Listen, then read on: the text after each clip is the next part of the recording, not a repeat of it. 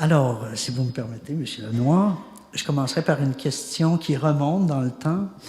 J'ai lu dans votre biographie que vous aviez lu l'Évangile à l'âge de 19 ans. Pourriez-vous nous dire comment vous avez été d'abord touché par l'Évangile?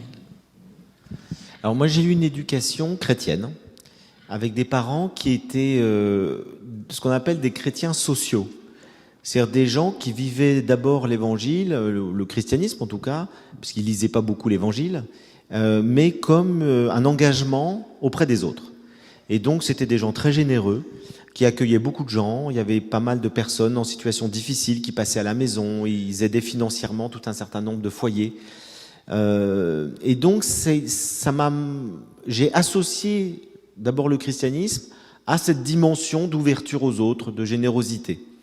Et en même temps, mes parents allaient de temps en temps à la messe le dimanche et les enfants les accompagnaient. Et très vite, je me suis ennuyé à l'église. C'est-à-dire, je trouvais pas quelque chose qui me parlait beaucoup. Et donc, dès l'âge de 10 ans, j'ai arrêté d'aller à la messe et j'ai complètement oublié ensuite l'héritage, je dirais, de foi. Je me souviens de quelques conversations que j'ai eues, les dernières rencontres avec le curé qui faisait le catéchisme. Et ça m'avait vraiment pas du tout parlé, quoi. Je lui posais des questions et il répondait: ah oui, mais je peux pas vous répondre, la Bible dit ça, l'Église dit ça. Il n'y avait pas de vraie discussion et j'avais déjà un esprit un peu critique, un esprit un peu philosophique. Et à 13 ans, je découvre le banquet de Platon et ça m'intéresse. Parce que c'est une réflexion qui me touche, qui me permet de réfléchir à qu'est-ce que l'amour. Et puis je lis les autres philosophes grecs, je lis les stoïciens, Épicure, Aristote. Ça me passionne. Ça me pose des questions sur la vie. Comment mener une vie bonne? Comment réussir sa vie? Et là, ça devient très concret pour moi. Et la philosophie remplace, si vous voulez, la religion dans mon parcours. Et puis, de la philosophie, je m'intéresse au bouddhisme. Puisque les philosophes de l'Antiquité nous disent que pour mener une vie bonne, il faut faire un travail sur soi. Il faut apprendre à se connaître. Il faut pouvoir méditer. Il faut pouvoir travailler sur ses passions. Et je me dis, mais où est-ce que je peux apprendre ça? Et puis je découvre qu'il y a des bouddhistes qui font ça. Et que le bouddhisme est une tradition spirituelle vivante, avec des maîtres spirituels qui sont là en Occident, qui nous permettent de faire ça. Et donc j'apprends la méditation, j'apprends à faire un travail sur moi. C'est quelque chose de très concret. Et je continue, et puis dans mon parcours, je m'intéresse un peu aux différentes spiritualités. Je lis Arnaud Desjardins, je m'intéresse à l'Inde, je lis les grands mystiques soufis, notamment Rumi.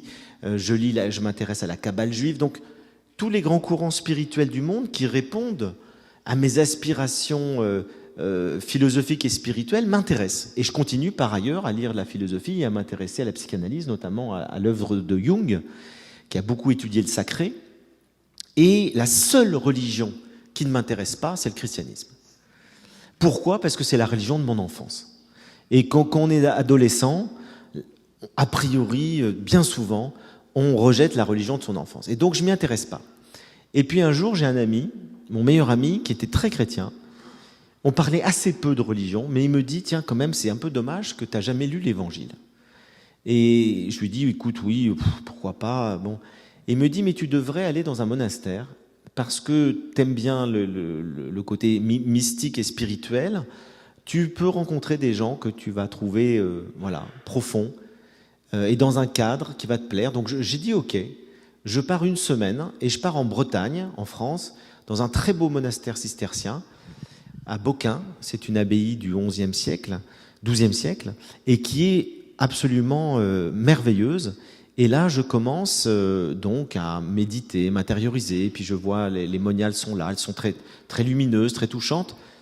Et puis au bout de quelques jours, je commence à sentir un malaise.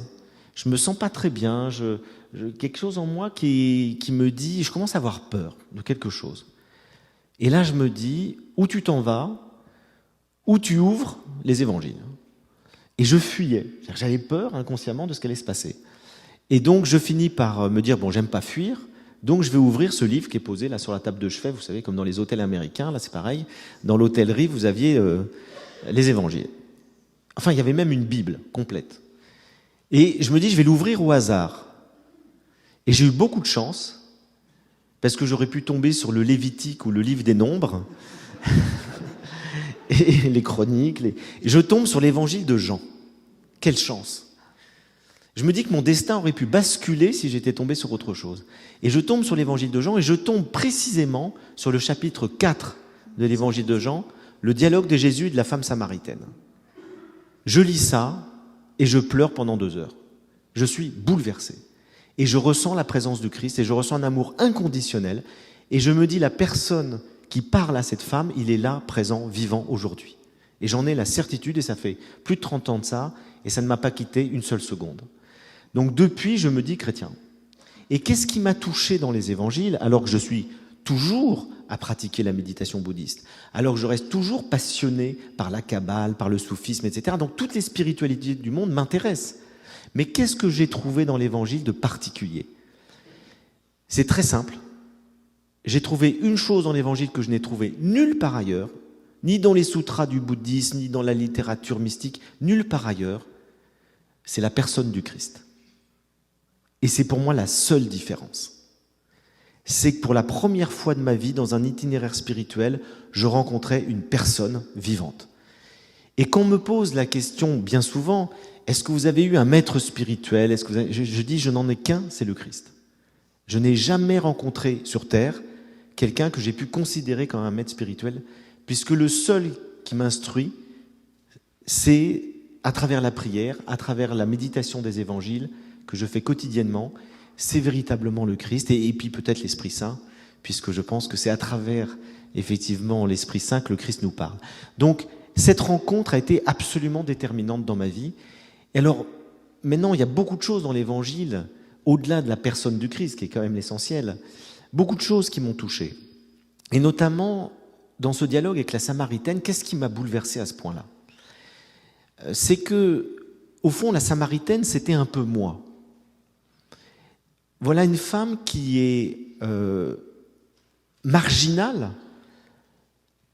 Elle fait partie d'une secte dissidente, les Samaritains, donc déconsidérés par les Juifs, et en même temps une femme qui a une quête spirituelle très profonde. Elle a une quête religieuse. Et elle demande au Christ, la seule chose qui l'intéresse vraiment, où est-ce qu'il faut adorer? Est-ce qu'il faut adorer sur la montagne de Samarie, comme nous le faisons, les Samaritains, ou dans le temple de Jérusalem, comme vous, les Juifs, vous le faites? Au fond, elle lui posait la question, quelle est la religion vraie? Question éminemment moderne. Question qu'on ne se posait pas avant. On était dans sa religion et c'était la seule vraie. Et cette femme, elle est extraordinaire. On ne le réalise pas, parce qu'on a 2000 ans d'écart. Elle se pose la question, mais quelle est la religion vraie? Alors qu'elle ne devrait même pas se poser la question, elle pensait que c'était les Samaritains qui avaient raison. Eh bien non, elle a beau être samaritaine, elle se demande, est-ce que ce n'est pas les Juifs qui ont raison? Et qui a raison? Et Jésus a cette réponse qui m'a bouleversé. Il lui dit, c'est ni sur le temple de Samarie, ni dans le temple de Jérusalem qu'il faut adorer Dieu. Il faut adorer Dieu en esprit et en vérité, parce que Dieu est esprit. Et là, je me suis dit, mais c'est une vérité absolue. C'est-à-dire qu'au fond, ça ne sert pas à grand-chose de chercher à savoir quelle est la religion vraie. Il y a des temples et des religions partout. Il y a des temples de pierre partout. Il y a partout des institutions religieuses qui proposent des cultes, des clergés, des dogmes. Il y a une histoire qui appartient à chaque religion. Mais tout ça, d'une certaine manière, est relatif. C'est comme ça que j'ai lu ce texte. Ce qui est important, c'est la rencontre avec Dieu qu'on fait à l'intérieur de soi. Et donc le vrai temple, c'est pas un temple de pierre. Le vrai temple, c'est notre cœur. C'est à l'intérieur de nous qu'on rencontre Dieu, qu'on suit l'Esprit Saint. Et puis après, j'ai lu tout l'évangile de Jean. Et l'Esprit viendra et vous conduira à la vérité tout entière. Et donc je me rends compte que cet évangile spirituel nous dit à quel point l'essentiel, c'est de s'intérioriser, d'aller à l'intérieur de soi pour rencontrer Dieu et pour être animé par son esprit, et que c'est lui qui va nous instruire bien plus que toutes les institutions humaines. Et ça, c'est quelque chose qui me parlait de manière extrêmement forte. Et par ailleurs, j'avais peut-être aussi une autre difficulté avec l'Église, et c'est là que je rejoins aussi la Samaritaine, c'est que l'Église, qui m'apparaissait, vous l'avez compris, assez dogmatique, m'apparaissait aussi assez moralisante. Et donc j'entendais tout le temps des discours sur la sexualité, sur la morale, ce qui est important de faire, de ne pas faire. Et au fond, pour moi, l'Église, c'était un lieu dans lequel on nous disait ce qu'il faut croire et pas croire, ce qu'il faut faire et pas faire. Autrement dit, on me proposait du dogme et de la norme. Ça ne m'intéressait absolument pas.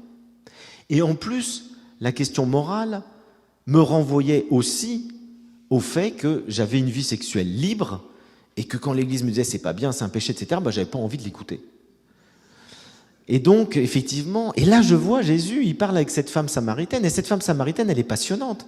Elle a eu 5 maris, et l'homme avec qui elle vit n'est pas son mari. Génial, je peux m'identifier à elle. Elle n'est pas très catholique. Et Jésus l'aime. Jésus l'aime. Jésus lui parle. Jésus prend du temps avec elle. Et je me dis, Jésus m'aime comme je suis, peu importe ma vie sexuelle. Ça m'a complètement déculpabilisé. Alors après, il faut un peu de morale, je dis pas que... Mais l'évangile ne m'est pas apparu comme une morale. Or, dans le discours ecclésiastique dominant, il m'apparaissait essentiellement comme une morale. Et d'un coup, je vois cet homme, et je lis tous les évangiles, après c'était une passion de lire l'évangile, et je le vois, on l'amène, il rencontre des prostituées, il rencontre des gens qui sont... L'épisode de Zachée, c'est merveilleux. Zachée, cet homme, c'est un pourri, Zachée, c'est un corrompu. C'est un homme qui est un percepteur, un publicain, il collabore avec les Romains, donc c'est un collabore avec l'envahisseur, les Romains. Ensuite, il se contente pas de percevoir des impôts pour le compte de l'envahisseur, c'est un escroc. On nous dit qu'il garde de l'argent pour lui, qu'il extorque les gens. Donc c'est vraiment quelqu'un de pas bien, Zachée. Mais en même temps, ce Zachée, alors je me suis aussi identifié à lui parce qu'on nous dit que c'est quelqu'un de petite taille. Donc comme je suis de petite taille, je me voyais très bien. Même si j'étais pas un escroc ni un percepteur. Mais Zachée, il voit Jésus, il est passionné par Jésus, il monte sur un sycomore pour essayer de le voir. Et puis là, Jésus arrive dans la ville, tous les notables de la ville sont présents, tous les gens ont envie de voir Jésus, et Jésus, la personne qu'il regarde, c'est Zachée. Le type le plus pourri de la ville. Il le regarde, il lève les yeux et lui dit « Zachée, aujourd'hui, je suis venu te rencontrer. Invite-moi chez toi et on va manger chez toi. » Et Zachée, ça le bouleverse tellement que, alors qu'il est méprisé de tous et surtout des bons religieux, que ce soit lui que le Christ ait choisi pour aller séjourner chez lui, que du coup, il décide de donner la moitié de ses biens aux pauvres et de rembourser tout l'argent qu'il a volé. Eh bien, l'évangile, c'est ça. Si Jésus avait été, excusez-moi, un curé moralisateur, il aurait dit « Ouh, c'est le vilain Zachée qui est là, celui-là, je refuse de lui parler. Et je vais aller chez les bons chrétiens. » Eh bien, Jésus, il fait l'inverse. Et c'est parce qu'il va voir les pécheurs, c'est parce qu'il ne les regarde pas comme des pécheurs, mais qu'il a envie de les rencontrer, que les pécheurs se convertissent. Et donc, c'est l'antithèse de la morale.